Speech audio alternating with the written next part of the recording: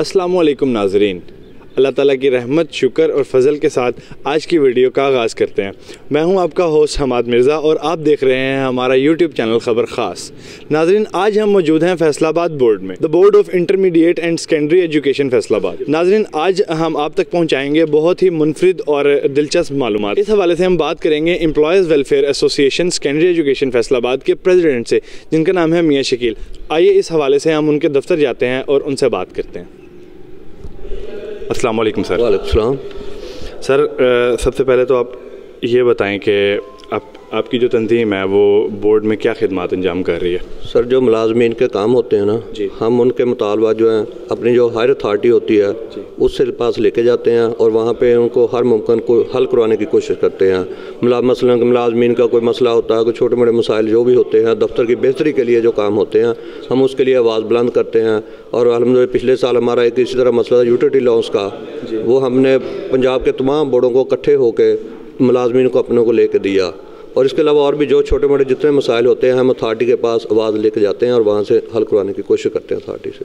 बहुत शुक्रिया सर। और सर, आजकल यूथ को बहुत क्रेज़ है इस चीज़ को जानने का कि फैसलाबाद बोर्ड में हमारे एग्ज़ाम्स कैसे प्रमोट होते हैं, कैसे इनकी चेकिंग होती है, क्या फ़र्दर प्रोसेस होता है। तो आप काइंडली थोड़ा सा वो भी बता दीजिएगा कि किस तरह से एग्ज़ाम्स की चेकिंग और ये क्या फ़र्दर प्रोसेस है। अल्हम्दुलिल्लाह फैसलाबाद बोर्ड 1988 में डेवलप हुआ था और पंजाब के बोर्डों में से एक बेहतरीन बोर्ड है। वहाँ पे स्टूडेंट्स को ऑनलाइन फैसिलिटी सारी दी जाती है। जिसके से स्टूडेंट ने NOC बनाना हो, माइग्रेशन करवानी हो, वो आता है अपना फॉर्म जमा करवाता है और 15-20 मिनट में उसका काम होकर उसको वापस चला जाता है।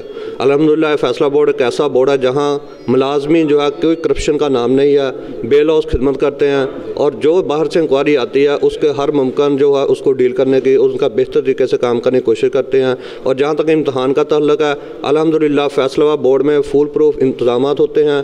रोल नंबर बच्चे के फार्म से लेके उसका इम्तहान डिक्लेयर होने तक तमाम जो चीज़ें होती हैं वो बिल्कुल ऑनलाइन और अच्छे तरीके से फुल प्रूफ, मतलब कोई उसमें किसी की करप्शन नहीं होती, बिल्कुल पाक साफ इम्तहान होता है और बच्चे अल्हम्दुलिल्लाह फैसला बोर्ड के रिजल्ट से 100% मुतमईन होते हैं। सर, इंटरमीडिएट और सेकेंडरी एजुकेशन के जो एग्ज़ाम्स हैं बोर्ड के, क्या वो फैसलाबाद बोर्ड के अंदर ही उनकी चेकिंग होती है या फैसलाबाद बोर्ड के बाहर?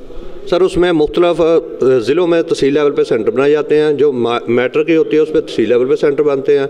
वहाँ पे बोर्ड का हमारा अमला होता है जो टीचरों को वहाँ पे बुला के सेंटर में मतलब वहाँ पे मार्किंग होती है और फैक्टिशियस रोल नंबर लगते हैं। जब बच्चे का पेपर हमारे पास आ जाता है उस पर जो असर रोल नंबर होते हैं वो कट कर दिए जाते हैं और फैक्टिशियस रोल नंबर लगा के मार्किंग के लिए भेजे जाते हैं। तो वहाँ पे जो हमारे टीचरों को बुला के स्कूल के अंदर ही सेंटर बना होता है, वहीं पर मार्किंग होती है। टीचर सुबह से शाम तक मार्किंग करते हैं, शाम को पेपर वहीं पर जमा करवाते हैं।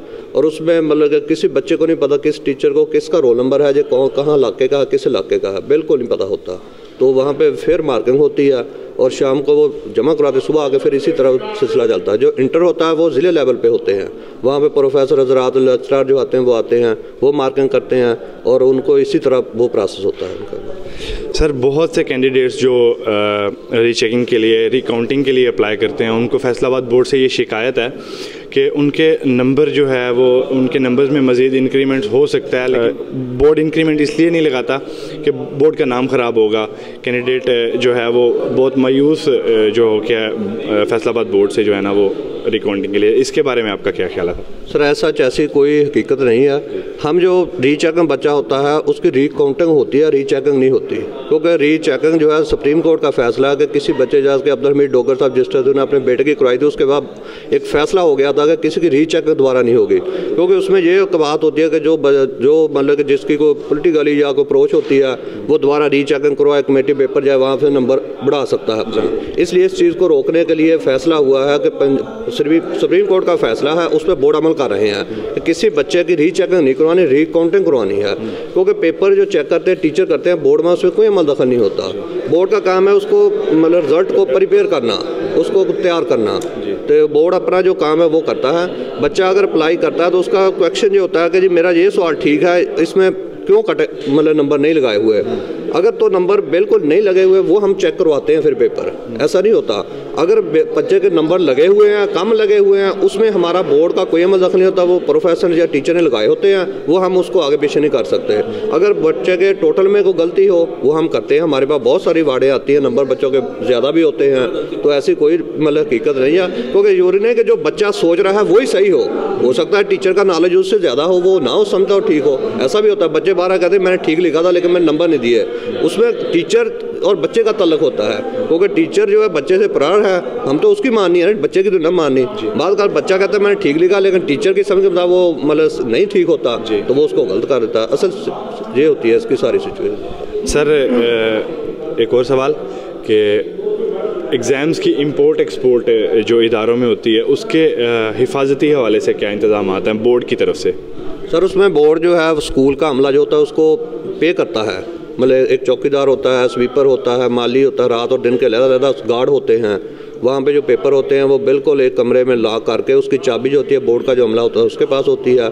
किसी को उसमें मतलब इंटरफेयर की इजाज़त नहीं होती किसी चीज़ का नहीं। जो पेपर जो मार्किंग वाले होते हैं, जो पेपर होते हैं हमारे वो पहले बैंक में जाते हैं, बैंक से वहाँ पे सुबह 5 मिनट आधा 15 मिनट पहले आके लेते हैं सुप्रीडेंट पेपर, और वहाँ से ले आके फिर स्कूल में ले आके वो जो RI हमारा होता है वो साइन करता है, फिर उसका पेपर ओपन होते हैं। मतलब उसमें यह नहीं कि सुप्रीडेंट जो चाहे करता रहे, ऐसा जो उसमें कुछ नहीं होता।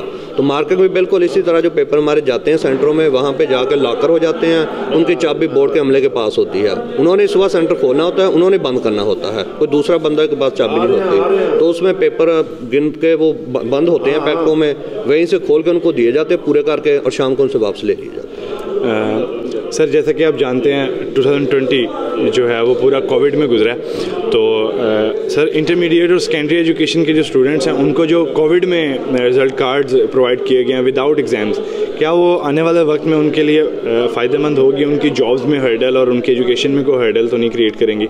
सर बोर्ड जो है ये इंडिपेंडेंट अदारा है, खुद मुख्तार बॉडी है, लेकिन इस पर कंट्रोल जो है ओवरऑल गवर्नमेंट का है। मतलब इसमें हमारे जो टॉप की सीटें होती हैं ना वो गवर्नमेंट उनको अपॉइंट करती है और गवर्नमेंट ही उनका मतलब के डेपुटेशन पे आते हैं।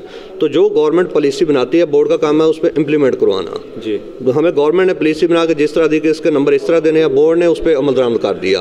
अब अगर उनको डिग्रियाँ बच्चों की होती हैं नहीं होती, ये जो हमने तो जो पॉलिसी थी उसके मुताबिक कर दिया, आगे बच्चे का काम है या गवर्नमेंट का काम है, उसको किस तरह डील करते हैं। बोर्ड का इसमें कोई अमल दखल नहीं। गवर्नमेंट का 3 पेपर लेने हमने 3 ले लिए, अगर गवर्नमेंट का सारे इस दफ़ा लेने हम फुल सिलेबस इस दफ़ा सारे ले रहे हैं। तो जो पॉलिसी गवर्नमेंट देती है बोर्ड उस पर मन्ना अमल करता है, क्योंकि पॉलिसी मेकर जो बोर्ड नहीं है, बोर्ड का काम है रिजल्ट प्रिपेयर करना, उसको मतलब मेंटेन करना, कंडक्ट करना।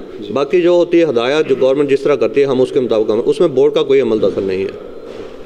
सर इन फ्यूचर अगर ऐसी कोई सिचुएशन दोबारा से क्रिएट हो जाती है लास्ट टाइम जैसे कोविड वाली सिचुएशन गुजरी है, तो इसके लिए बोर्ड ने कोई प्रिपरेशन की हुई है या गवर्नमेंट की कोई इस पे फर्दर कोई प्रिपरेशन है क्या? दोबारा से विदाउट एग्ज़ाम्स अगर लॉकडाउन लगते हैं, विदाउट एग्ज़ाम्स बच्चे जो है क्लियर हो जाएंगे, अपनी क्लासेस क्लियर कर जाएंगे, या इस पर कोई मज़ीद है प्रिपरेशन? सर अल्हम्दुलिल्लाह बोर्ड में इतनी कैपेबिलिटी है, मतलब इतनी एबिलिटी है कि अगर गवर्नमेंट हमें कहे कि 15 दिन के अंदर आपने इम्तहान लेना है, तो बोर्ड में ये खसीयत है, मतलब खूबी है अहलकारों में, बोर्ड के अमले में, तो अल्हम्दुलिल्लाह हम 15 दिन में वो इम्तहान कंडक्ट करवा सकते हैं। उसमें हम हालांकि बड़ा प्रोसेस होता है, लेकिन बोर्ड के लोग इतने मेहनती हैं, इतने काम मतलब ईमानदारी से काम करने वाले हैं कि रात दिन भी बैठ के जब काम का ड्यूरेशन होता है तो करते हैं। लेकिन जब थोड़ा सा सिलेक्शन होता है फिर थोड़ा रिलैक्स होते हैं। अल्हम्दुलिल्लाह जो टारगेट बोर्ड को दिया जाता है, क्योंकि जो इम्तहान होता है वो एक लिमिट में उसका हमने लेके उसको रिजल्ट तैयार करना, एक लिमिट होती है, ये नहीं कि अपनी मर्जी से, पहले शेड्यूल तय होता है। तो बोर्ड ने उस शेड्यूल के अंदर ही रह के सारा काम करना है। और अल्हम्दुलिल्लाह हमारे मुलाज़िमीन फिर रात भी लगाते हैं, दिन भी नहीं देखते जब इम्तहान के दिन होते हैं, तो सारा अमला बैठ के दिलजमी से काम करता है। इसमें बोर्ड हमें जो गवर्नमेंट हदायत जिस तरह देती है, बोर्ड हर वक्त उसके लिए तैयार रहता है। अगर आप जैसे कि पुलिस वालों का इम्तहान गवर्नमेंट ने कहा जी आप बोर्डों ने लेना है, उसमें लाहौर बोर्ड, गुजरांवाला और बहावलपुर बोर्ड ले रहे हैं, तो अल्हम्दुलिल्लाह बोर्ड वो पेपर तैयार करके सारा वो भी ले रहा है। तो गवर्नमेंट हमें जो जिम्मेदारी देती है, अल्हम्दुलिल्लाह बोर्ड के लोगों में इतनी कैपेबिलिटी है कि वो फ़ौरन उसको मैनेज कर सकते हैं। ऐसा कोई मतलब कि बोर्ड को प्रॉब्लम नहीं इंशाल्लाह होती। सर बहुत शुक्रिया।